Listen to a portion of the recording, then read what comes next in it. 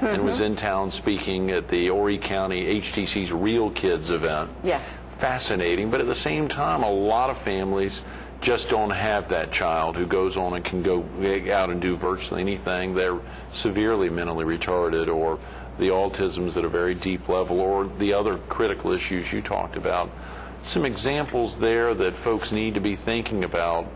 What are some examples that folks could think about in their own environment of reasons why they want to possibly get out to support either at the golf tournament or directly the Horry County Disabilities and Special Needs? Why should you support us? There but for the grace of God go I or my child. It's a worthy organization. We have families who are struggling. They want to stay as a family unit. They want to support their child. It is, again, a lifelong disability. So when that consumer is 20 or 30 or 40 or 50, that parent is 50, 60, right. 70, 80, and I've worked with 90-year-olds who are tottering along, taking care of their special needs. Right. So that's why I'm so excited about our residential aspect. Yes. The State Disabilities and Special Needs Department has been very responsive. They're building the homes for us, and more importantly, giving us the operational funds to ensure that these older citizens who have taken care of their family members for so many years know there is a safe place, and that person will be treated with dignity and afforded every opportunity to get out and participate in our community. We live in such a wonderful area. Recreationally, it's just a great place to be.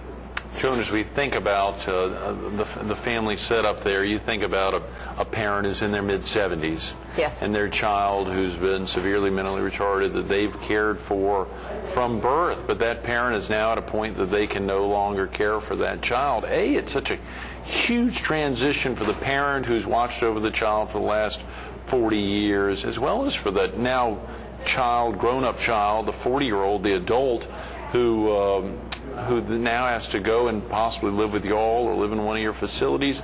Are there examples like that viewers just may not, I mean, does that happen? Oh, very definitely that happens. And what we do is encourage the family to have the young person move into our home. They can go and stay with the parents on weekends. So it's a gradual transition. Most of us leave the nest when we're 21 or maybe 25 right. and want to live on our own. Our folks are very similar. They want family, but they don't want to necessarily be with mom and dad day in and day out.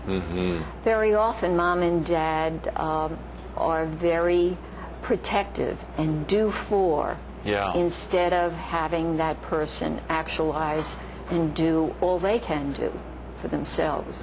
So it's really rewarding to have a family member say, Joan, I was apprehensive and I didn't want Susie or John, but I knew it was best that they are safely situated, so when I die, they only have to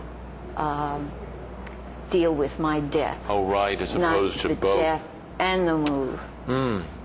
And they will come back and say, I didn't know he could cook breakfast for himself, or that he could mow the lawn.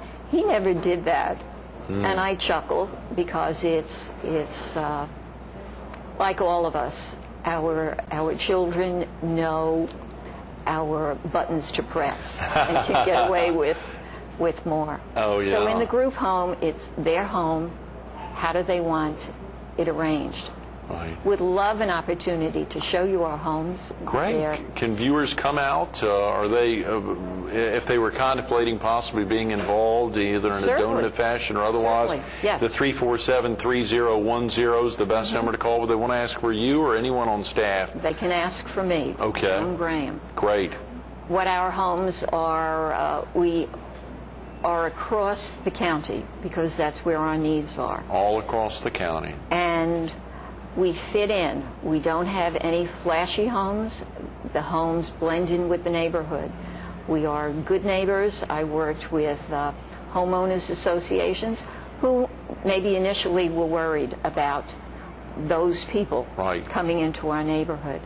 And we assured them that we would be, our lawns would be mowed, we would have no wild parties, the property values are good, and life is good because they see special needs folks as folks very much like you and me. Oh, yeah. What they can do rather than what they can't do. That's great. What they can do rather than what they can't do. Yes. Very important. I was going to ask if there was a typical day, or if you could break down a typical day, but I suspect every one of your consumers are different. Every one of the residents, either physically there or ones that are seeking support from Horry County Disabilities and Special Needs. But are there some examples, without giving names, that you could give to viewers to get a sense of what, whether it's an adult coming in or adult child coming in or otherwise, what that first month or even year is going to be like for them as they make the transition? A typical day is they get up very early, get dressed, take care of their room, make their breakfast, get on one of our 45 vans that we have throughout the county. 45 vans. Wow. I am the proud owner of 45 vans. Yeah, that's right. Golly. With all the problems and breakdowns. Oh, yeah. But those folks come in and we transport them to their job. They do their job at the end of the day, like you and me. They go back home. They put on their jog, watch television, go to Walmart, go to church, barbecue, bowl, whatever. We try and say, what do you want to do with your life? One young man wanted to take art lessons, so he's taking art lessons. A few of them have been saving for years and got the opportunity to go to Disney World this year. Yeah. Yes. But it's when they save their money, so it's very important that we train them and get them out to work. Sure. It's not, I guess I see it as a symbiotic relationship. We're not takers. We exchange goods. We train them, they go out and are valuable employees in the community. So we help the employers. Sure. Right in front of the Herald, the U.S. Army Reserve out on the former Myrtle Beach Air Force Base on a regular basis has some of your consumers. Some of the folks come out from Horry County Disabilities and Special Needs, so they're out everywhere, and that place is immaculate. Very definitely. Years ago, I had a funny situation. One of the former council members came to the agency to see exactly what we did. Right. So I introduced him to one of the consumers who was collating and putting together packets. And I introduced him, and then after a few minutes, the consumer said, "Joan, I'd love to chat, but I make money by how many kits I put together. Oh my so God. This is downtime for me." So it was really insightful to see how important that job for him was. Right. And that to not wasting a time with you and that county council member there, that's great. Good for him or her. Yes. Whoever that consumer was. And do you have a pretty even mix of male to female or of races there at the Horry County Disabilities and Special Needs? I guess, Greg, I couldn't even tell you how many males, females. It really doesn't matter. Right. You just serve them and make sure they're taken care of. That's a tremendous, if you weren't in that position over the last 14 years as executive director for Horry County Disabilities and Special Needs, Joan, what do you think you'd be doing? Probably, Greg, I was up, you can tell from my Yankee accent, I was that's right. up in western New York in the cold country, doing pretty much the same, but at the school level.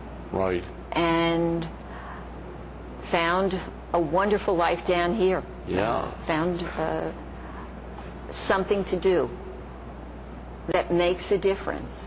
And when I have a bad day, a bad hair day, as most women will relate to, I can go into my building and see folks and then say, thank you for giving me the opportunity of working with people with special needs.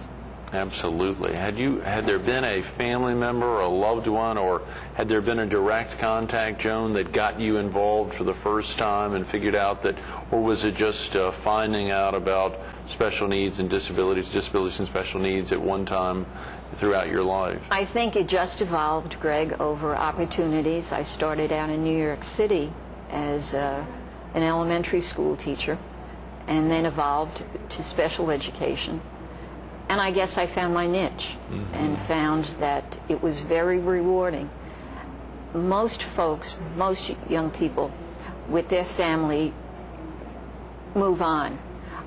With special needs and special education, you make a very definite impression. And they've made a very definite impression on my life and enriched it. I think I'm much more thankful for what I have. So I look for you and this opportunity to help us raise that $7.5 million we'll keep to expand services. Working hard to make that happen. Joan, thanks so much for being with us this morning. I'm sorry we've run out of time. Thank you. Absolutely. Stay tuned to more Carolina People with Joan Graham, Horry County Disabilities and Special Needs, coming up next. Listen to these 7 words. Reducing inequities is the highest human achievement. Reducing inequities is the highest human achievement. Bill Gates said it at a commencement at Harvard in 2007. A great phone number, 347-3010. We're also talking about mental retardation, head and spinal cord injuries, and autism. 7 key, powerful words. Think about that. And also think about the golf tournament, 7-14 on July 14th at Arrowhead Golf Course. Pick up the phone, 347-3010, 347, support Horry County Disabilities and Special Needs. Pick up the phone, 347-3010.